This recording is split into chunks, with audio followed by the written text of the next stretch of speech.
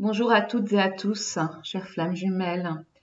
Alors, avant de commencer cette capsule sur la fuite du yin, je voulais vous dire que je fais des consultations pour que vous puissiez prendre conscience des mécanismes de votre duo à travers les yeux d'un yin qui s'est équilibré.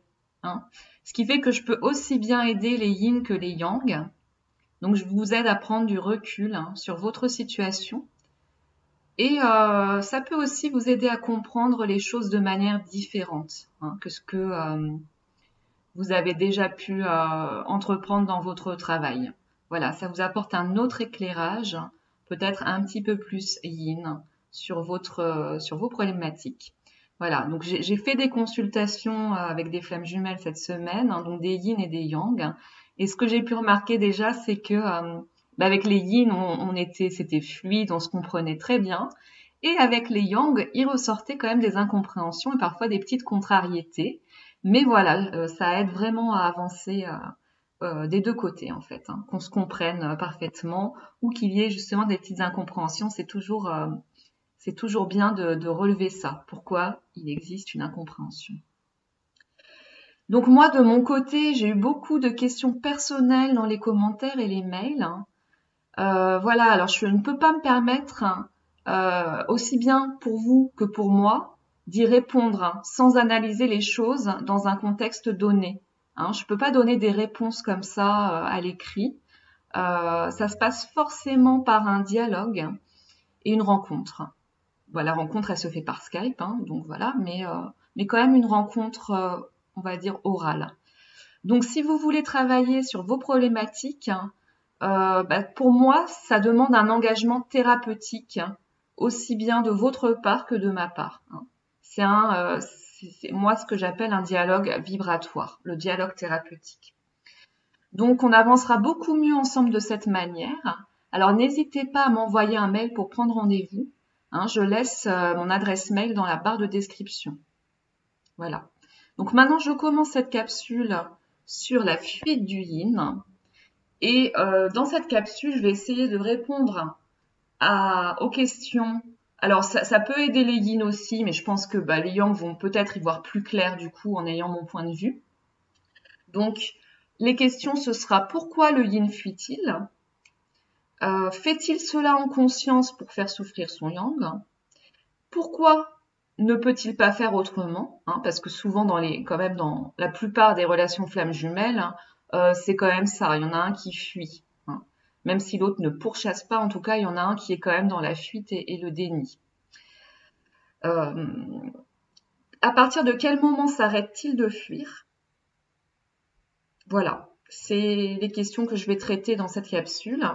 Donc, comme d'habitude, je ne parle que de ma vérité, de ma vision, de ma polarité, selon mon propre parcours, mon propre vécu en tant que polarité yin majoritaire, qui s'est équilibrée. Donc, j'ai maintenant une vision des choses qui est plus globale, voilà, puisque j'ai réintégré beaucoup de yang en moi. Et donc, ça me permet d'avoir une prise de recul, des conscientisations sur mes propres comportements que je peux vous transmettre du coup. Mais ça pourrait être tout à fait différent dans le vécu d'un autre yin. Ne prenez pas ça pour argent comptant. Voilà, il faut toujours adapter selon les situations de votre duo et du moment. Alors, j'ai découpé donc cette vidéo en 5 parties. Voilà. Et donc, la première partie, pour moi, c'est déjà vous expliquer que c'est une fuite polaire, une fuite due à sa polarité au yin.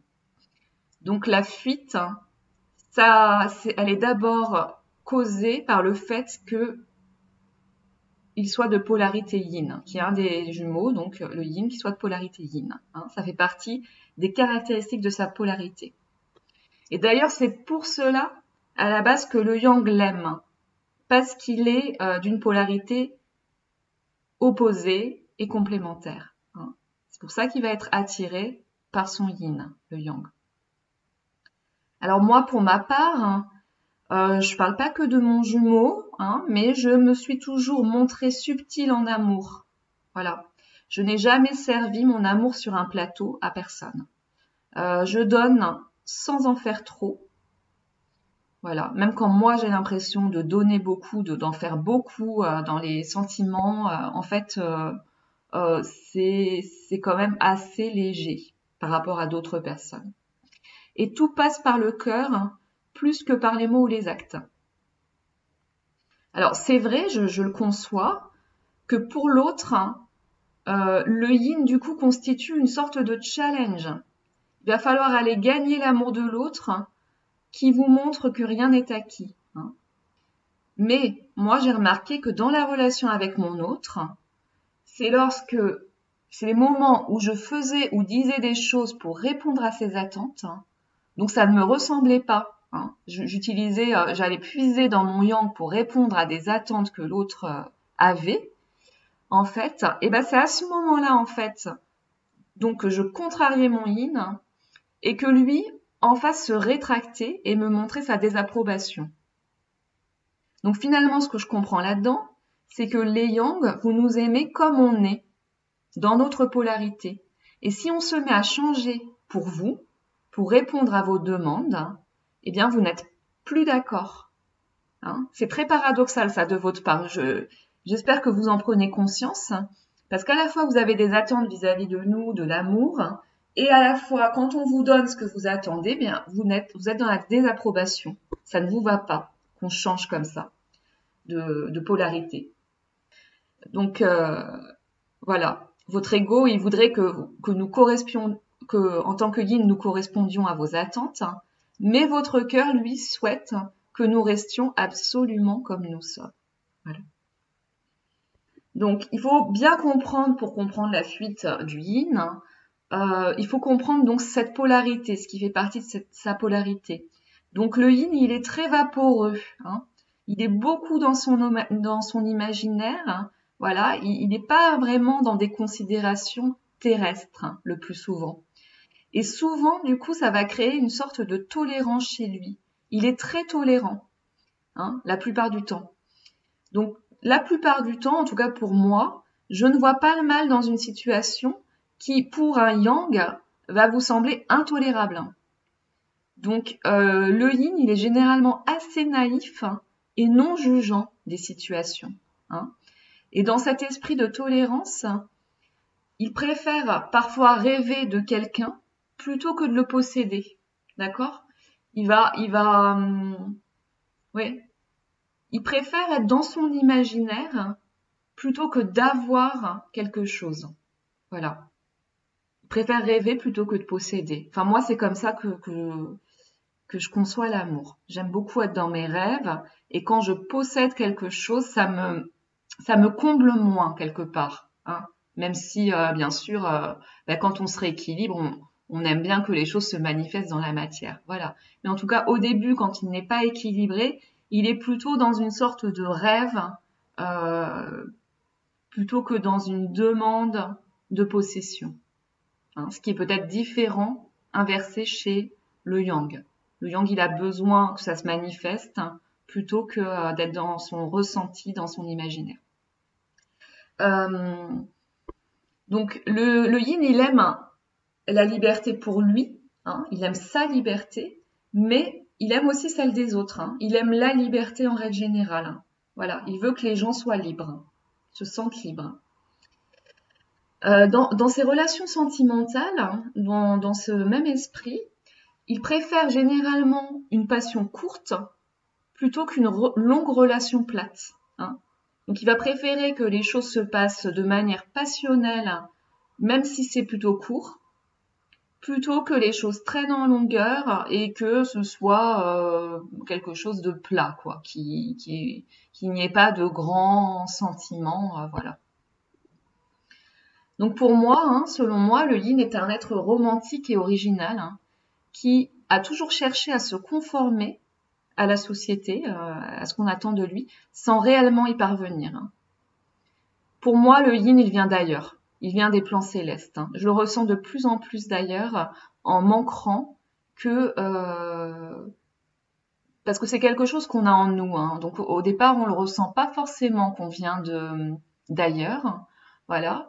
mais c'est la société, nos relations qui vont nous montrer à chaque fois qu'on n'est pas comme les autres. Hein. On va toujours ressentir un peu ce décalage. Et en fait, plus moi j'ai rééquilibré mon yang, et plus ça me fait dire en fait plus je comprends que je viens des plans célestes en fait. Hein. Voilà, je sais pas si c'est très clair ça, mais c'est vraiment un ressenti en fait à partir du moment où on réintègre du yang en nous. On perçoit alors qu'on vient vraiment d'ailleurs, quoi, en fait. Hein. C'est pour ça qu'on avait du mal à se conformer, à s'adapter. Donc, le yin a beaucoup de mal à s'adapter aux normes terrestres, hein, imposées, mais il ne va jamais se montrer rebelle, hein, malgré tout. Hein. Il cherche toujours cette adaptation, il croit que c'est lui qui cloche, en fait. Hein.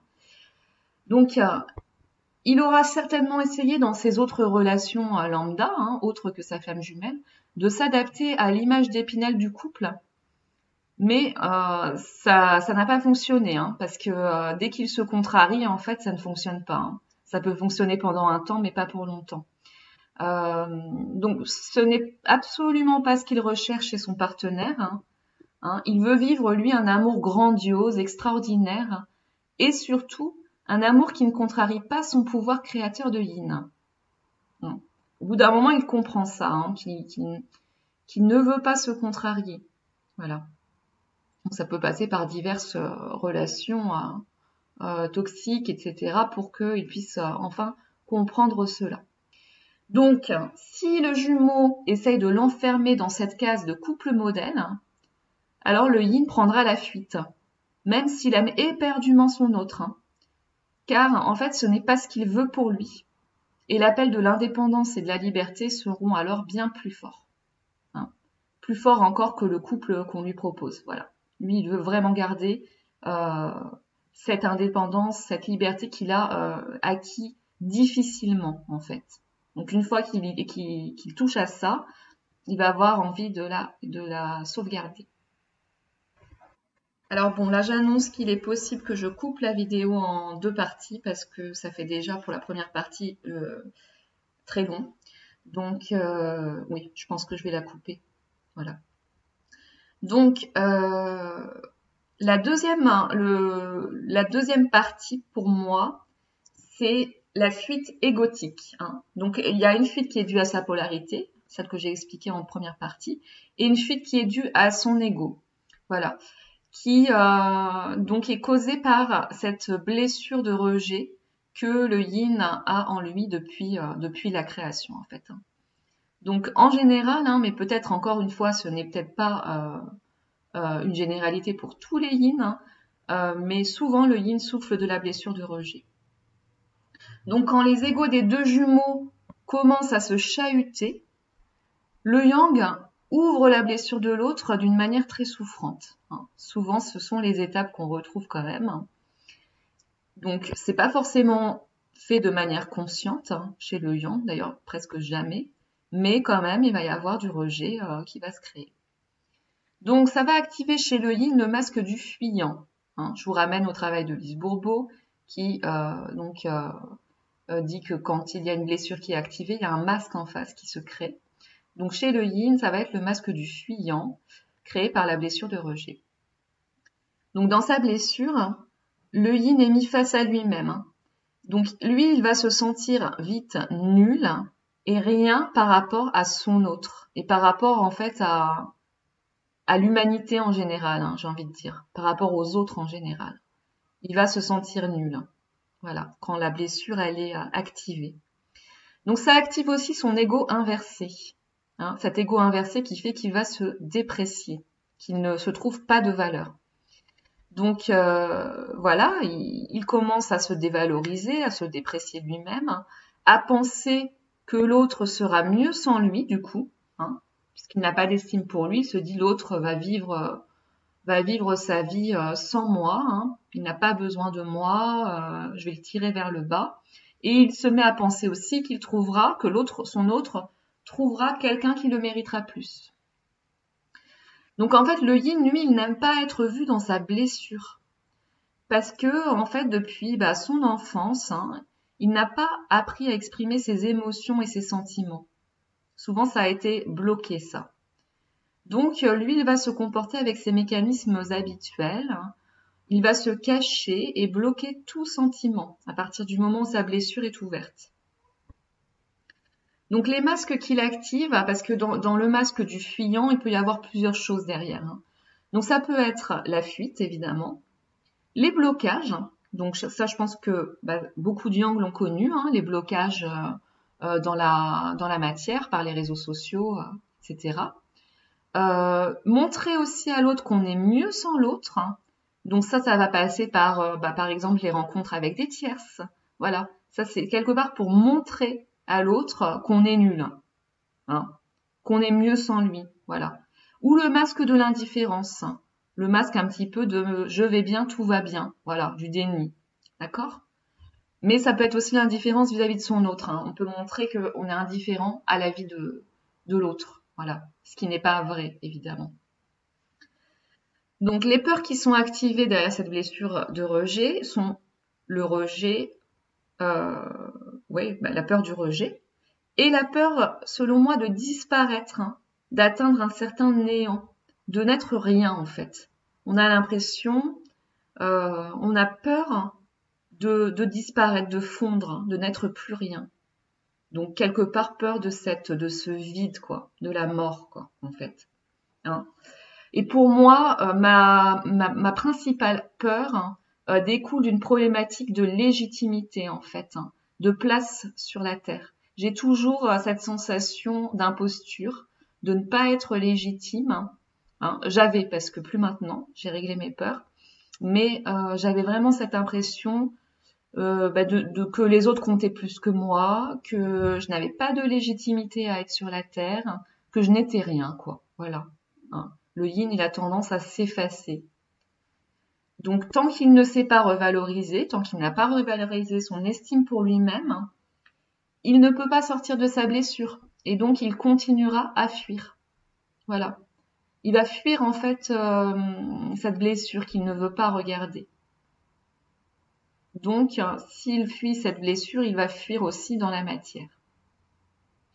Voilà, donc là, je pense que je vais arrêter pour cette première partie de vidéo. Après, ça fait trop long, je trouve. Et donc, je vais vous donner rendez-vous dans une deuxième partie pour les points suivants. À tout de suite.